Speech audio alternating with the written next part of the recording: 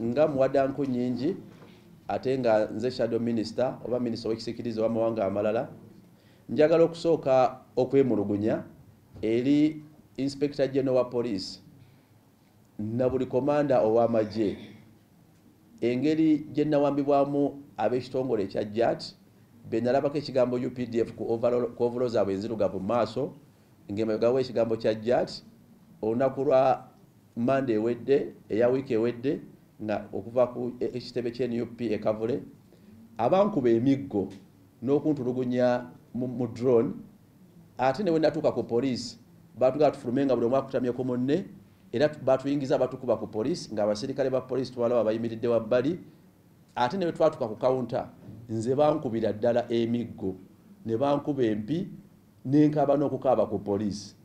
ne nga ndi munnayuganda ng'abalala ate nga ndina mubaka wa parliament twagala IGP okutunyonyola kubanga police kyekifo we tusuubira nti wandibadde tewabeerawo kutulugunya nga bye tuwulira mu safe house ebibeera ewalala naye nze enku nnyingi omwada omubaka wa parliament ow'ekyaddondo nze gwe baakubira ku police ewandegeera ddala nze ayogera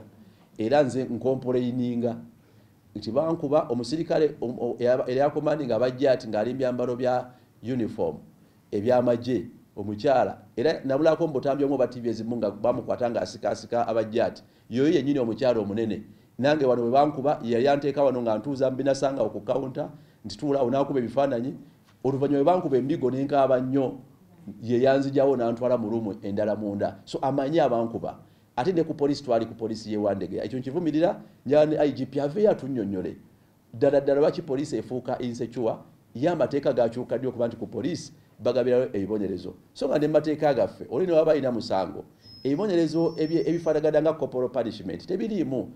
koti tesobola kukusalira nti bakusibe nga bebakuba n'embooko oba bebakuziiza ate ne mu drone webatuteeka ne bagiggala ne tuziira oba suffocation nayo kyali kikyamu kakati twagala okivumirira wadde nga tukyagezako okufuna n'obujjanjabi ze basinga empi ze bakuba nga zireekaana n'okuleekaana paka kati amatu gakyannuma so njagala okuvumirira ebikolwa ebyo n'okusaba IGP aveeyo atunyonyola kuba poliisi eno yagikomandinga ng'omutendera ogusooka nga bwe tugezako n'okwebuuza ku ttiimu y'abalooya njagala nga minisita akwatibwako ensonga z'amawanga amalala ate era okujjukiza bambassadors ab'amawanga nti amawanga gammwe gye muva gye gabasindika gassa ekitiibwa mu ddembe ly'obuntu gassa ekitiibwa mu demokrasi gassa ekitiibwa mu nfuga y'amateeka lwaki mufuuse kyesirikidde bwe banaakwata ambasada ne bamukuba embooko kati ffe tukole tutya nga namwe musirise nga batukuba so twagala namwe bambasada muveeyo mwogere n'okuluŋŋamya n'okuwabula ku bye mulaba bigenda bubi mu ggwanga lya Uganda awo naffe tunaabawo n'essuubi nti amawanga g'ensi